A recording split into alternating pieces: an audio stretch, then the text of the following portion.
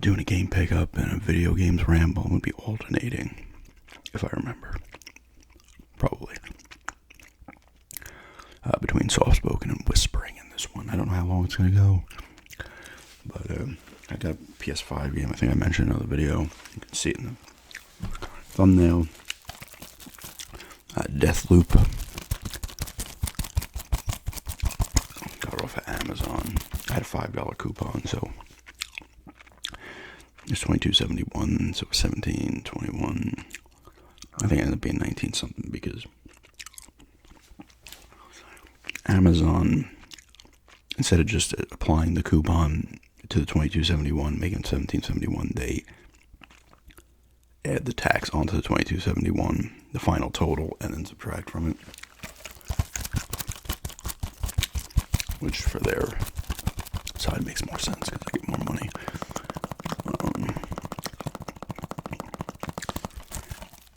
I saw it was cheap. It's cheap on eBay too, because I was looking on eBay. There was like a couple new copies for $14.99. I was like, you know what? I'll end up paying like $3 more through Amazon. I'm like, I want it quick. I don't want to wait possibly 4, 5, 6 days, you know. I remember when this came out, it was this and Ghostwire Tokyo, where I think, well, they still ended up being, they were timed exclusives, I believe, for the PlayStation. This was before. They would have been timed exclusives anyway, but this was before Microsoft bought Bethesda. But this game reviewed really well. I think I saw some video on it, but let's see if I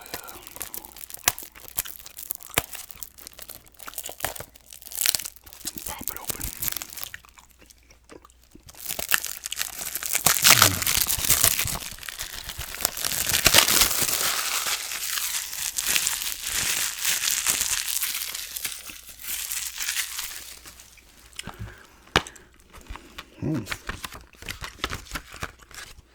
Little 2-page manual. And Doom Eternal Deluxe Edition available now in Ghostwire Tokyo. It looks like it has a reverse artwork thing going on. Excited to give it a go. I'm going to install this either later or tomorrow. And Sunday I'm going to do a gameplay of it fresh, so haven't not played it yet. So, but I will install it before, so I'm not. Well, it's only 32 gigs, which is nice to see.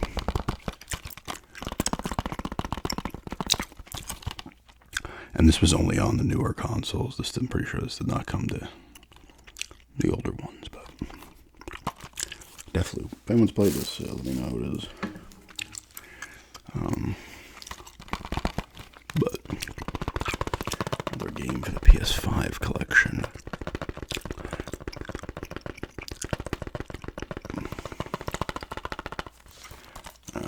Yeah. And video game ramble here. Just want to ramble about whatever, you know. I was asked about the Dead Rising remaster.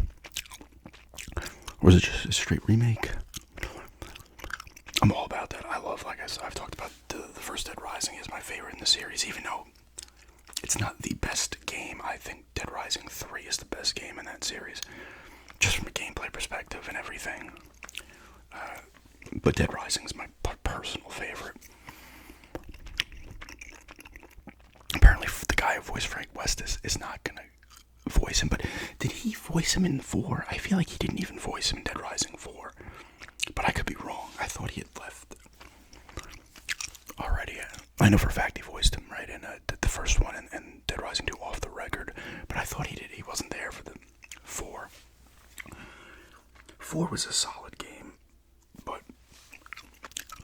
I guess if I was ranking him, my personal rankings, it'd be 1, 3. Probably 4 then 2. But 2 is really good, honestly. Yeah, 2 is probably actually better than 4 in reality. 4 changed some things up a little bit, but I'm excited for that, honestly. It kind of sucks in a way that you have to get excited for remakes and remasters of older games, but that's just how it seems to be. I didn't say I used to be against them, but I was always like, there's so many. But then I'm like, I've kind of warmed up to the fact that, hey, great, you know what? I love that game. Love to play it again. Especially, it really helped me turn the corner on that. It was like the Resident Evil 2 remake was just like, yeah, this is what I'm talking about. It's a full remake. It might as well be almost a brand new game, right? I talked about Dead Space remake in my review. I didn't hate the game, and I love Dead Space in general, but I don't know. I think the flaws of the original one, like I said in the past, were more prevalent now because I had already played it. Like back then I didn't care because I was like, this is fresh and awesome. And I was like, well, I guess they made the same mistakes. I don't know. It still was fine. The Resident Evil 3 remake was cool. It was not nearly as good as 2 or 4. 4 was excellent also. 3, they went like a different direction in terms of trying to make it like literally an action movie and not much of a survival horror game. And it was fine. I liked it, but I didn't like it nearly as much as 2, but I did enjoy it.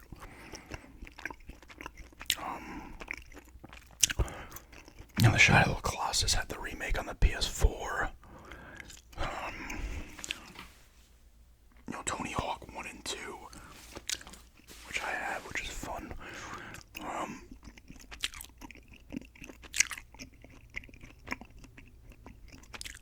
I think there's some other ones coming out. Well, they just did a Paper Mario one, right? 1,000 Year Door on the Switch. That was originally a GameCube game, right? So, I mean, they're doing it on Nintendo too. It's the way to go, honestly.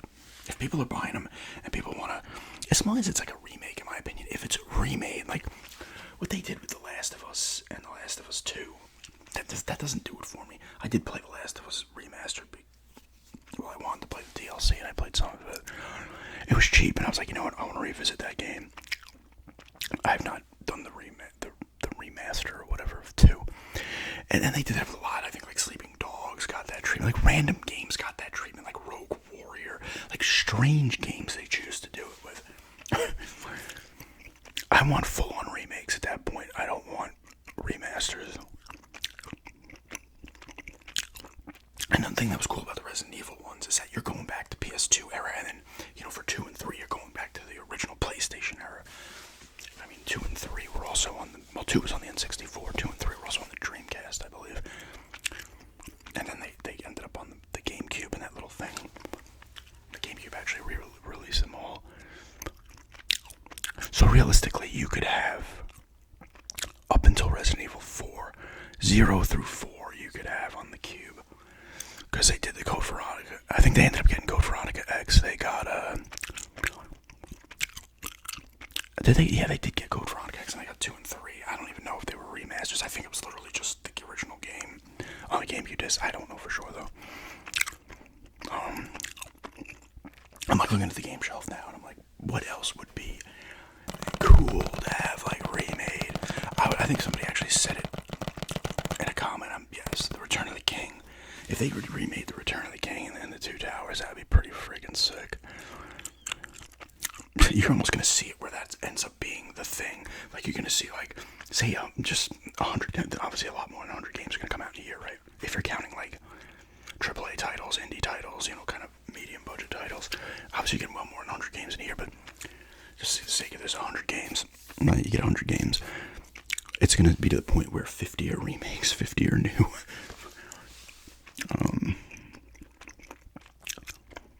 Well, they just did one for Persona 3 too, right? That came out on the PS5. Persona 3 Reloaded, or whatever the fuck they call these things. They're doing it constantly. And now I'm thinking about it again, it's a little annoying, but I understand why they do it. And it's better than the remasters. Like, I'd love to see them do that. I would love to see it happen with a Final Fantasy 3, 6. Forget about it like that. I would be like, yes, yes, yes. Well, it could happen too, you never know. What else is over there that could use that treatment? I'm kind of surprised some of the Bond games haven't got that treatment from EA. Well, maybe Bond's not a hot commodity these days, I don't know. Even something like a Splinter Cell, I'm surprised. Right? There's some on the horizon. Maybe they're doing some of these. I obviously have the Silent Hill 2 one coming. A lot of people are concerned about that, and I don't know. I've seen video of it. I'm gonna wait till it comes out and see what it has to offer. I'm not going to listen to anybody on the internet with that stuff unless it looks so painfully terrible, or there was like legitimate like people playing it. Oh, look here where you're doing a demonstration and it just looked like shit. Graphically, it looks pretty solid. Unless Bloober Team does a bunch of ridiculous shit and changes mythology or lore up with Silent Hill 2. I don't know if they would. Of course, you never know. That would suck, but I hope that's not the case.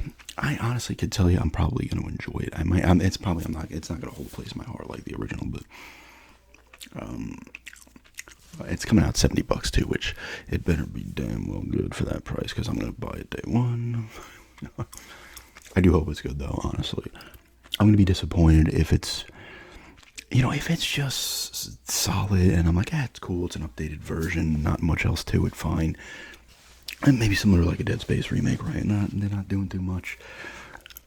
But you got to remember, you're going from PS2 to PS5. You're not going from 360 or PS3 to PS5 and Series X. So there's more of a jump. So the graphical jump's going to look that much better. But the scary thing is, I'm talking about how they should add new stuff and things like that. And I'm going to contradict myself a little bit here, obviously, but with Silent Hill 2, it's almost like you shouldn't do that. Unless you want to add a new area or something like that, fine, but if they start twisting around things, it's going to be a problem. A lot of people I hate to say it, it's a delicate thing, Silent Hill 2, more so than any of the Resident Evils, or any of the Silent Hills, or any of these other survival horror games. For a lot of people, Silent Hill 2 is a delicate situation. Like, people are already saying it's going to be fucking shit, because that's what people do, right? You want to be negative out of the gate. And almost screws the game, because even if it's solid, it doesn't matter anymore. You've already in your mind said it's shitty, so you almost have to stick with that opinion, because a lot of people don't like to go back on that.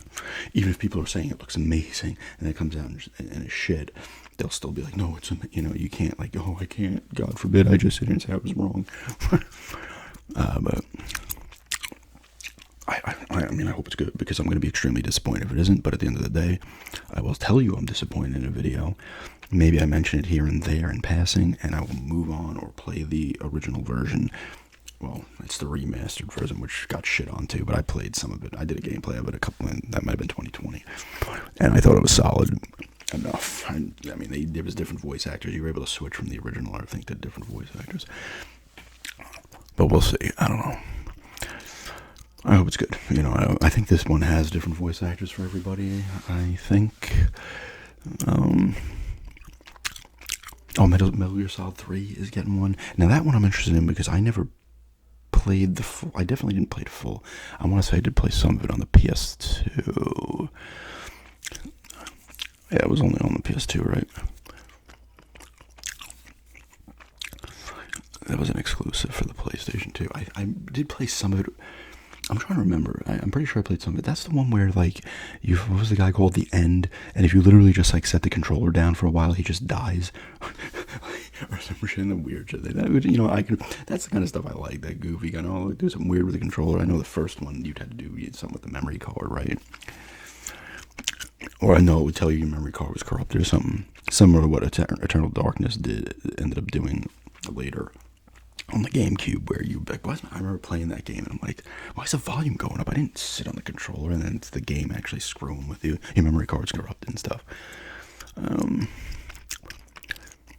But that's one that interests me, because I definitely didn't play it full. I want to say I played some of it, because I remember that with the old guy was like a sniper, right? And you just, like, if you just sat there and didn't do shit, he would just die. Or something, right? Is that wrong? Am I wrong? Or is that...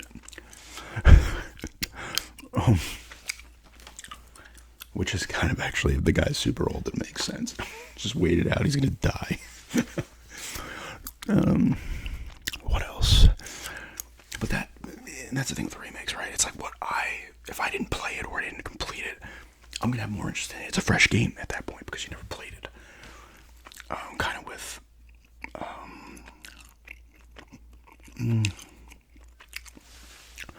No, because I played 2 and 3, Resident Evil 2, 3, and 4. And I also played Dead Space and Shadow of the Colossus on the PS2.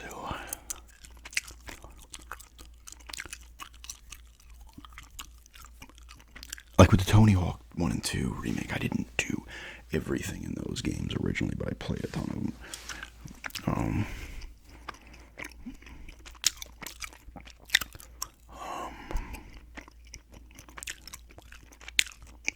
You see, I'm surprised they didn't go with the original Uncharted in a remake. Oh, well, they did The Last of Us Part 1 remake. Duh. Forgot about that. I don't know if that added anything to the mix. That's why I was like, should I buy it? I played the remaster.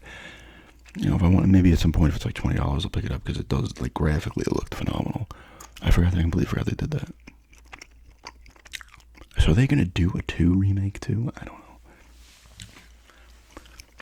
You know, in some cases, you know, I like when the jump is you're going back to the PlayStation, Nintendo 64 era, PS2, Xbox, GameCube era, Dreamcast era. That's where it's nice because you're getting massive leaps. They just did the Tomb Raiders, right? Are they out yet? The 3 Tomb Raiders, but I think those are just up-res remasters. They're not like full-on remakes. Which I might get that too because I didn't really spend any time with those. I didn't have a PlayStation back then when it came out. So we'll see how that pans out. Like I said, there's a lot of stuff coming out, and I'm not fully in the loop as I used to be when it comes to video games. The thing I get excited about the most is Jeff Gersman's on his channel. He ranks all the NES games where he's going to. I don't know what party's up to now, but I love looking forward to that every Friday and watching what games and seeing what he thinks about games and like being excited if there's a game I really liked. Okay, you know. And there's tons of Nintendo games I never played, so that's cool too to see some I never even heard of. which is cool, but you know they did that ActRaiser one too. Actually, Renaissance that came out on the Switch and the PS4. Maybe it's on the Xbox as well. I haven't played that one. I heard it wasn't fantastic, and I love the original ActRaiser. It's one of the best. Awesome, what an awesome game. And then the second ActRaiser was just a side scroller. The first one was a side scroller and part world building. It was really cool, and it was an early title for the Super Nintendo. An amazing soundtrack. I forget his name was Yuzu Kojiro. I don't know his name. I'm pretty sure it's the same guy who did. He did the Streets of Rage soundtrack, and I'm pretty sure he did the Revenge of Shinobi soundtrack as well. Which the Revenge of Shinobi soundtrack is incredible. I'm going to be talking about. I haven't done that video. I don't know why yet. I wanted to do my top 10 game soundtracks. I haven't written down, but I just have not done it. That happens with a lot of videos, man. Requests are the ones I want to do myself. I just end up not doing them for a long time or at all. That's just how it goes, right? Wind Waker got an HD. Link's Awakening got one, and that was cool. That had cool artwork. So yeah, they're coming out all the time though. Nintendo's been doing a ton of them too. I'll take that over a remaster. I think in the remaster you up-res the thing, and it's like, the only thing cool about the remasters is if they throw all the DLC, and if the game had DLC. So if you didn't play the DLC, you're like, okay, cool. If you didn't play the game at all, then alright, whatever. But The Last of Us remaster, it was cool that it had the DLC stuff with Ellie and her friend in the mall. But like graphically, it's like, you know, there's no real difference. I mean, that PS3 game, you know, when it originally came out in 2013, like that game looked incredible. It really did.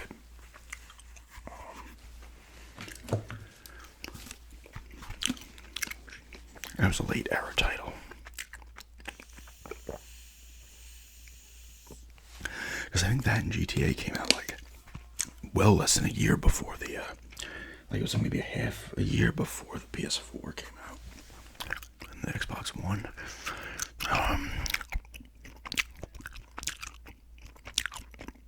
And then they bring games from handhelds to the consoles and stuff. That kind of really screwed You see that with the Vita. I looked at some of my Vita games that held a lot more value than they did, and now that they've put out the Danganronpa collection is on this. I have it on the Switch. Persona 4 Golden, which was originally a PS2 game. They put that on the Vita, and that added some stuff, and now it's everywhere as well. And then these games drop in value. I mean, the Wii U took the biggest beating on that.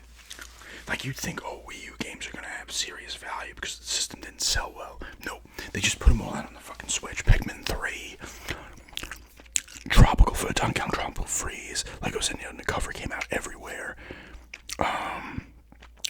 Star Fox Zero did not get one. Mario Party 10 didn't get one. Yoshi's Woolly World did, I think. Or is it Crafted? One of them, whatever it is called. The Kirby and the Rainbow Curse did not. Bayonetta 2 did. Super Mario 3D Land did. Or 3D World. The Tokyo Mirage Sessions or whatever it is, that's one too that they're like, throw it on the Switch, because nobody played it on the Wii U, so it's all coming to the Switch. So it gave them a freaking extra ton of games to put out. You might, maybe later on you might. I thought the Wii U was a cool system, honestly. I'm glad I have it hooked up again because I can throw some games in. Even Fatal Frame, Made in Blackwater, which was only downloadable for the Wii U. I have it on the system. Has ended up, it's on the other consoles now. I gotta get the other one though, because they put out the other one they put out to download, and that was only released in Japan when it came out. I think that was a Wii exclusive in Japan, I guess. I need to get that at some point. There's so many games.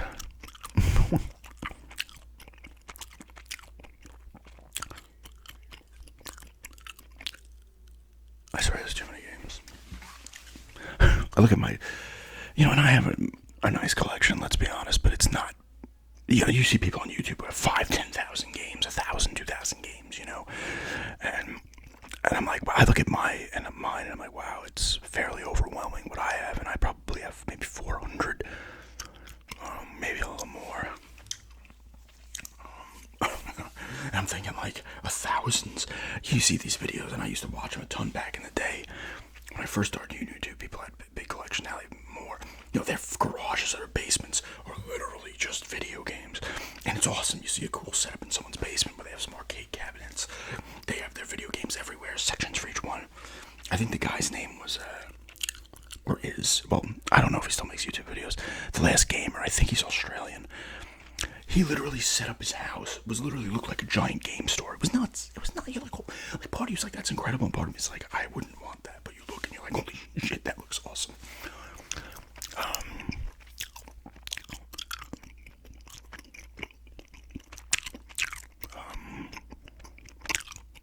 Yeah. I gotta look at more PSP games again. I've already started collecting that thing, and I only got it 2 months ago. I knew that was coming.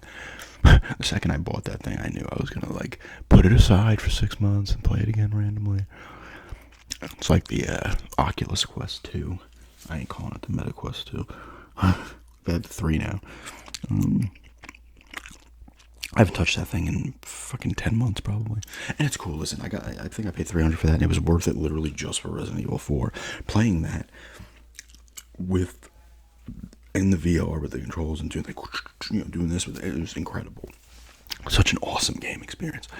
And other stuff like the Paranormal Activity game, that thing is perfect for horror stuff. Like, that's why I wanted to get it.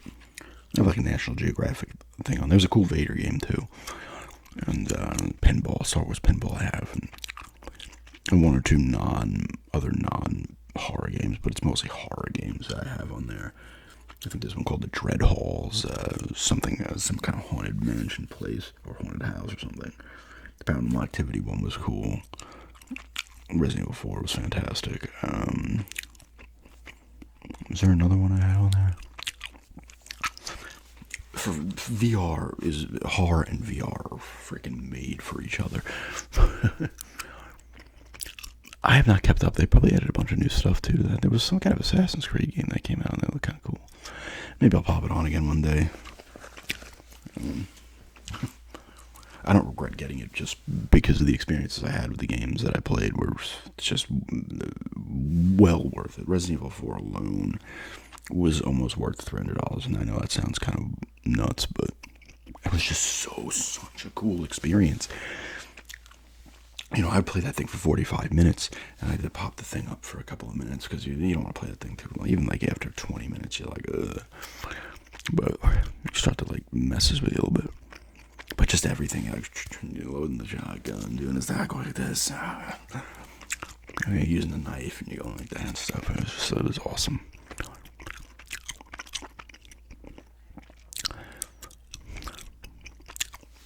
You know, it would be really cool, actually, if they just released, like, Nintendo or Sega. Sega was like, you know what, we're making another Genesis. Fuck it, we're putting out a Genesis. It's going to be like $100, and we're going to literally just make 16-bit video games. Here's the latest Road Rash. Here's another Echo the Dolphin. Here's a Sonic. You know, and like, obviously some of these, Sonic's still putting out games, but you know, here's another Kid Chameleon. Here's Eastmont. You know, I would be like, yes, let's do it now.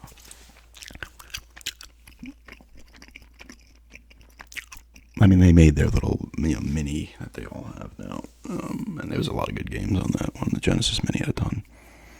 I should have got the TurboGrafx Mini. Actually, the TurboGrafx Mini was extremely expensive, I think, when it came out. That's why I didn't get it. I think it was $100.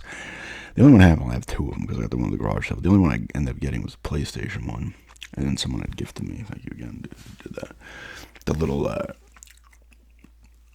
pack you get. It was a little thumb drive type thing, USB thing. You'd plug it into the PlayStation Mini. It had like 100 games on it. It was awesome. There's a couple ones I had the one on my wish list at the time, and someone gifted it to me. That was awesome though. Like I was like, all these fucking cool games on here. I gotta bust that thing. I should have that thing actually set up in here. I don't know why I don't. It's the only one I have though. Kind of wish I got the Super Nintendo one because that had a ton of heavy hitters. Now it's super expensive. The NES one had a good library. They had the Commodore 64 one, which is only like $45 on Amazon, but there's not. I looked at the library and it's just not a good library of games. Like especially games I played on the Commodore 64 back then, like stuff that I really liked. Like the G.I. Joe game was so cool on the Commodore 64. And Night Games was another one where it's just literally you're doing like stuff in medieval times, little battles and stuff. The Ghostbusters game was pretty cool for the Commodore. That was not on there. The G.I. Joe game was awesome. Like you would pick one of the Scrap Iron, Cobra Commander, Destro Baroness, I think Zartan, Firefly, Storm Shadow, Major Blood. You'd have to pick one, and then you'd be in a level, you'd pick one of the Joes, be like Duke, Stalker, Scarlet, Snake Eyes, I think Barbecue might have been in there. No, Blowtorch, one of them, maybe they were in there. Who else did they have on there? I forget on the Joe's side, all of them, but maybe Spirit, I don't know. But you would pick a Joe, and then you'd battle them in this little land, this little area and stuff, they'd be shooting at you and stuff, and you'd have to run around and hide behind something. It was actually really fucking cool. But there was other, I had a lot of, the Super Zaxxon I had on them. I mean, it was just regular Zaxxon on the Commodore. Law of the West is another one that's not on there, which I loved. This game, you were a lawman, and you'd have dialogue options when someone you encountered, and if you went in a certain way, it would turn into a gunfight, and you had to quickly draw your gun on them. Or you could talk them down certain ways and do stuff, without violence. It was a really cool game. Yeah, that was a great game. Fuck. Commodore had a lot of good stuff. Pop the floppy disk in, flip it over to the side too. I might have a game or two. I gave years ago on YouTube. I had sent some because my Commodore. I talked about my game regrets, but let me them up again here in the Ramble. I don't know why I did this. It was 2004. We getting the kitchen redone in the old house in Massapequa, and we had a dumpster, and I was just throwing out junk. I threw out the Commodore 64 monitor. I almost wish someone dug it out of the dumpster to have, because I can't believe I threw it in there. The disk drive, the keyboard. I still had the games though, and I had nothing. I couldn't do anything with them. I think I might have sold a few, but somebody on YouTube was like, oh, I haven't got a Commodore 64. I was like, I'll send you some games. So I sent them like 5 or 6 games. Back then, people would send stuff to each other.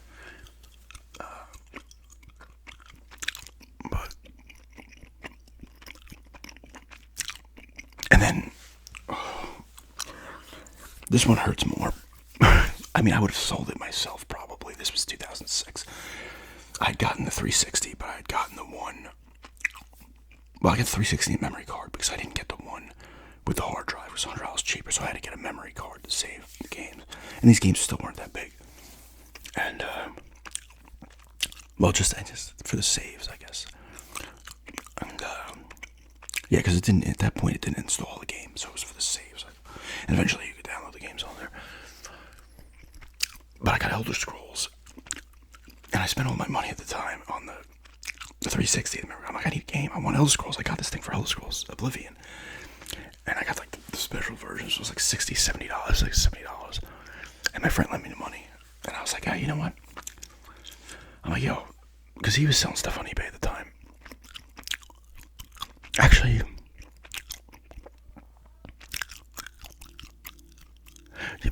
yeah, because I would have been I sold some stuff under his account. I kind of got used to it. Then I started my own account in,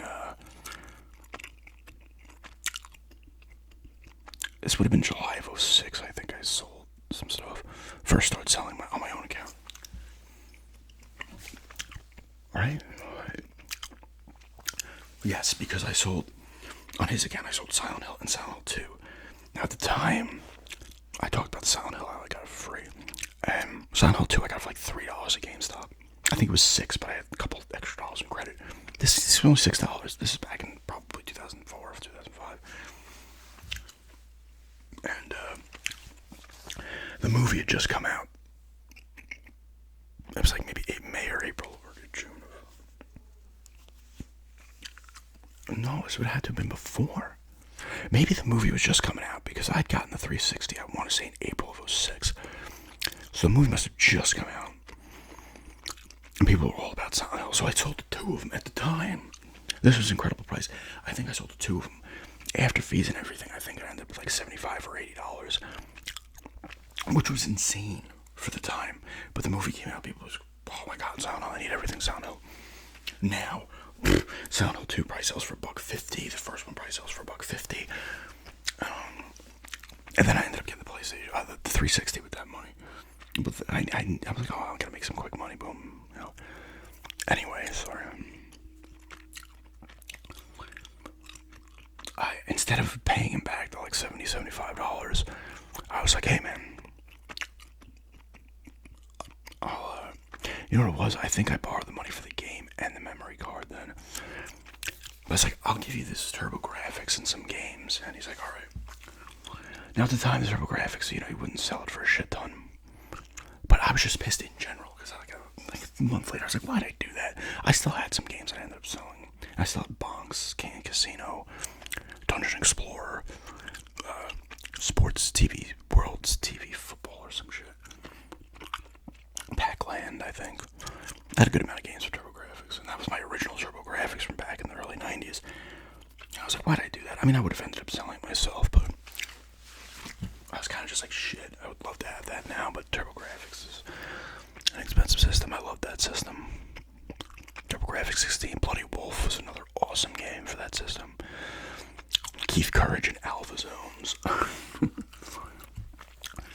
What else did I have for that thing? Vigilante was a decent game. I had that. China Warrior was the first game I got. And my dad used to have a old, I think it was a 1939 Lincoln Zephyr car, and he had it in the driveway. Huge car. It wasn't working at the time, the engine. I don't think it had an engine. And occasionally me and my friends would just hang out in the car because it was huge. You could hang out, like, you could get fucking 6 people, and this thing was fucking huge. No seatbelts, of course. But we're hanging out. I got China Warrior before the TurboGrafx, and we're hanging out looking at the manual and stuff. Like, it looks cool. You play the game, and it's like not that good. And then before I got the Super Nintendo, I got an F-Zero. I did that with the Wii U, actually. I think I had Zombie U a couple of days before. I think I did it with the PS5. I think I had Ratchet and Clank, and I think it was the X-Men game. Or Marvel. Midnight Sun, sorry. Like a couple of days before I got the PS5.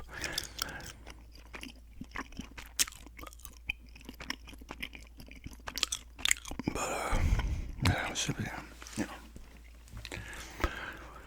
It's an interesting generation, this generation, the Xbox. And I think I just saw something, too, about the Xbox.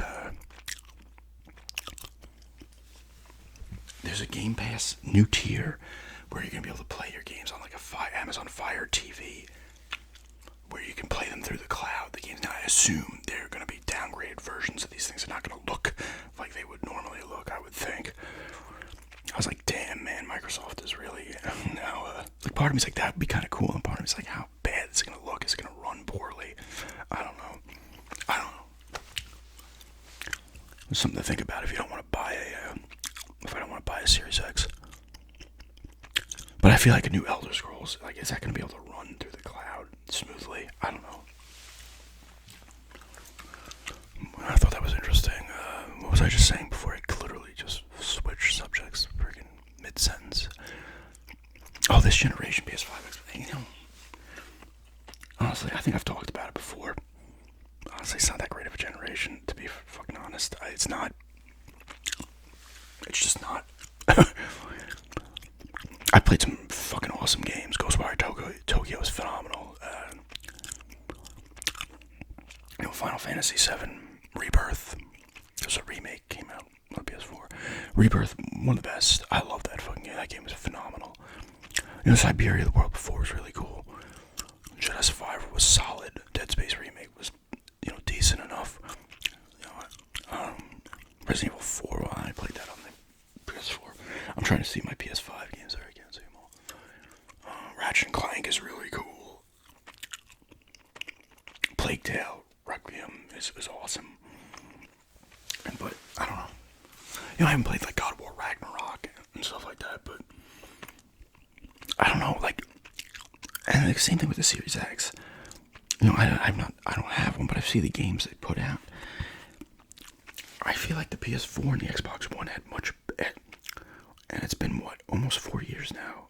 2020 those systems came out, so this fall will be 4 years. I'm going back to 4 years of Xbox One and PS4. They had better game libraries at that point than the systems do now. It's not even close, I don't even think. And the generation before definitely did, and the generation before that absolutely did.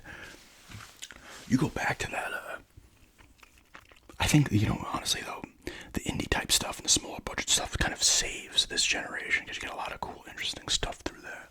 Downloadable stuff. The PS2 though, I remember the PS2, and if any of you, were playing those systems at the time, I'd gotten the GameCube first. I was a Nintendo guy. I was like, I'm getting the Cube. I'm bragging on the other systems. It was back then, right? People still do it. But then the Cube did not have a great game selection. I'm like, I need one of the other systems, so I got the Xbox. I loved the Xbox. It was probably my favorite system from that generation. But I remember the PS2 came out a year before those systems, and right, like, as the Cube and the Xbox are coming out, PS2, it's like literally from like probably August to like December of 2001, those systems came out. I want to say November. It was like, here's Final Fantasy X, here's Metal Gear Solid: Sons of Liberty. I'm pretty sure Devil May Cry came out around that time. Silent Hill 2. I think there was Gran Turismo 3 at the time. Like, they were just like here, and there's probably others too that come out. They're just like here, boom, boom, boom. It's like, holy shit. And then the Cube was always $200. The Xbox started at $3, and the PS2 was $3 at the time, and then the PS2 was like $200. And I remember I had gotten the Xbox in March of 2002, and they literally dropped the price released like a month later, but Toys R Us honored that, and I was able to get $100 back. I thought that was really cool. Or maybe Microsoft in general honored it, and then wherever you got it from, as long as you have the receipt, you get the $100 back. Because it literally, like, I think maybe it was April. It was nuts. Like Sony buried those systems, and the Xbox did very well for itself, especially it sold like 30 million units for a new console. Like, Microsoft jumping into the console game for their first console to do that well was good. The Cube did not do as well as that, which is a shame. The Cube's a great system. It didn't have third-party support that it needed, but it is a great system, honestly. Honestly, that and the Dreamcast feel like the last, especially the Dreamcast, they feel like they were the last true video game systems. And I know that sounds weird. It felt like a video game. This has come from someone who, my first systems like the NES, Atari 7800 and shit like that. Genesis, Super Nintendo, Nintendo 64, TurboGrafx, like it had the feel of just a game console. Just like put the disc in, you're playing games. There's no extra bullshit, And not to say, listen, that was the downfall of the Dreamcast. The fact that it didn't have a DVD player, so Sony buried them, and their games were so easily pirated. They had like no defense against piracy on their system. What a shame. But yeah, that was that generation though. I mean, you look at the PS2 game library, and you gotta remember this is before you're putting out the indie stuff, so you don't have the access to that shit. That library for the PS2 was so strong. Now people do point out, and it's true, there's a lot of shovelware garbage as well, but man, there was so many, so many franchises started on the PS2, Devil May Cry. And now obviously that later on, it was a game that the 4 and 5 made it to other consoles. The first 3 were all exclusive to the PlayStation, and then they made the collection, but I'm talking during that era. PS2 they were exclusive to. Ratchet and Clank started on there, Jak started on there. Although Jak and Daxter didn't make it past the PS2, right? They were on the PSP and stuff, but there was no new games. It was just too bad. Naughty Dog should make another Jak game. The Maximo games are on there, and those never came out. Again, those are like spiritual successors, I believe, to like Ghosts and Goblins and Ghouls and Ghosts. What else? Like the Dark Cloud games, which once again never... So many games came out on the PS2 that never ended up expanding to more. Like Manhunt. Oh, that didn't... Well, Manhunt 2 was on the Wii and the PSP as well as PS2. Manhunt was on the Xbox after the PS2, but... How the hell has it not been another Manhunt? Another Manhunt I'd love to see, another Condemned I'd love to see, another Stuntman. None of them will come out. Condemned and Stuntman absolutely will never come out. They'll never make new ones of those. They could remake that original Condemned. That'd be pretty sweet. There's no market for Condemned, to be honest.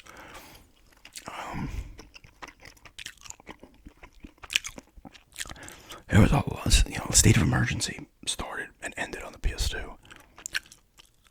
Although the first State of Emergency was on the Xbox as well, but didn't make it past that generation. They don't even make Scooby-Doo games like they used to. And those are some fun games. It's pretty nuts. That PS2 game library. And this, like I said, this is before all the indie type stuff you get now. You were a survival horror fan. If you were you're like, I love horror games, that's all I like playing. If you had a PS2, you're getting Silent Hill 2, 3, 4. You're getting Origins, they ported to there. Shattered Memories was on there, because I think Origins was originally a PSP game, and they brought it over to the PS2. I could be wrong. Shattered Memories. You're getting 5 Silent Hills. You're getting 3 Fatal Frames. Fatal Frame 2 and 3. You're getting stuff like Extermination, The X-Files, Resist or Serve, Rule of Rose, Haunting Ground, Kuon. That game Michigan, I'm pretty sure it came out here too. It's by the same guy who does the, I can't remember the names. Oh, Deadly Premonition games. He did some other stuff too, I forget his name. I think he did that. I want to say it came out here too, but maybe it didn't.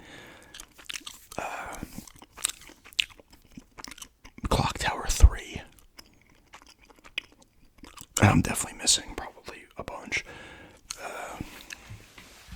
What if the horror games are on the PS2?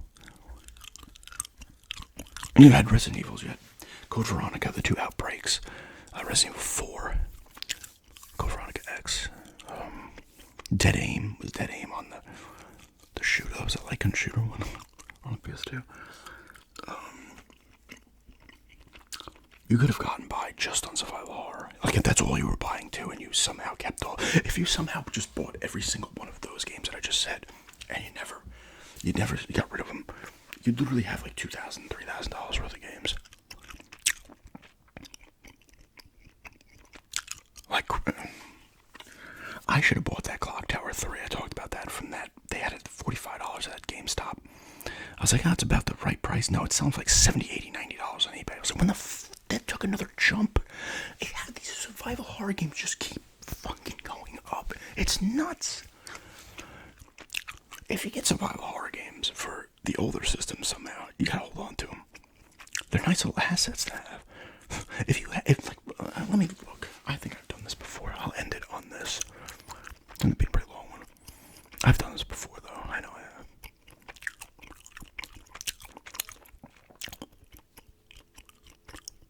Let's see what Rule of Rose is going for.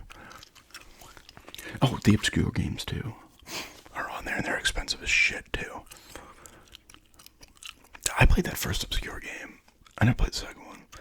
On the Xbox. Really cool horror game, actually. The Thing is another one. They're remastering that. That I'm excited about as well. Because that game's awesome. That was a cool fucking game. The sanity meter and stuff, and you gotta keep your guys from going nuts. Or getting too scared shitless, and they start going nuts.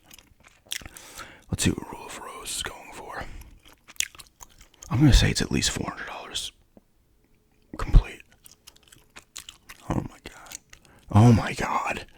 That was Atlas. I didn't realize it was an Atlas game. $750 complete. Even the Japanese version, if you get it from Japan, $300. $900 someone's selling it for. Oh, you can get the soundtrack for $200. I didn't know. Oh my god. Oh my god. $850. That's where you want to go to garage sale. Like, oh, I got Rule of Rose here. It's $2. Oh my god. Let's see how much Haunting Ground's going for. Oh my god. Now, admittedly, these games were not on my radar back then. Because I'm pretty sure they were late era titles. Might have been like 2004, 2005, 2006. Oh, this one's cheaper. This is only a $300 game. It's a third of the price of Rule of Rose. That game looked legitimately cool. Rule of Rose looked decent, but I remember reviews being kind of in the middle of the ground. What's Old Silent 2 going for? It's brand new. $137. Someone's bidding on it right now. There's $90 disc only. $150. $125, so $120 to $150. Oh my god. Oh my god. Oh, I gotta look up real quick. Alright, I'll end it on this. This will be the last one. I want to look up Kuon. That was a game that was actually fairly cheap for a while, and then all of a sudden, it's like, oh yeah, now it's $150. Oh, there was Siren as well. How could I forget the original Siren? It's only a little over $100. Oh wait, those are... Oh my god. That's the Japanese version. Someone's selling it with a water damage artwork for $815. There's another one for $475 with 56 bits. It's got 5 days left. That's going to make like $700. Someone's trying to sell it for $1,000 complete. What the I'm telling you, if you go back to 2009, you could get Kuon for probably $15. If you think about that now, 15 years later, it's selling for $1,000. That is an insane jump. That is insane. Someone actually is selling it for $1,050. Let's see how much it's actually. I'm not doing that because it's gonna be a pain in the ass. Holy shit! Holy shit! What? That's crazy. Now that game would not have sold well back when it came out, right? But I don't know exactly when these jumps happened because, I would keep in the loop, but I wouldn't be looking because you're not finding Kuan haunting ground of Rule Rose at a garage sale. If you do, you're extremely lucky. I found Silent Hill 4 at a garage sale in 2009 and sold it for like $30. That price sells for $150, $200 now. You always find Resident Evils. Like Resident Evil's like the budget horror games. If you want to buy the old versions, they are like pennies compared to these other games.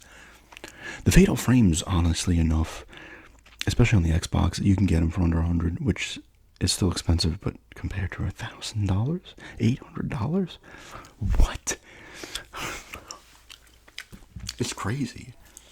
Siren, I had gotten in and selling it again. I don't know why. I got it in 2020 for cheap. I think I had an eBay coupon too. So only like $25. That's probably like $75, but that's not overly expensive. Cool game, but I don't know. I just know the reason too. I was like, I wasn't into it. But anyway, that's just a quick pickup of Deathloop for the PS5 and just a long video game ramble. But thanks for checking us out and have a good day.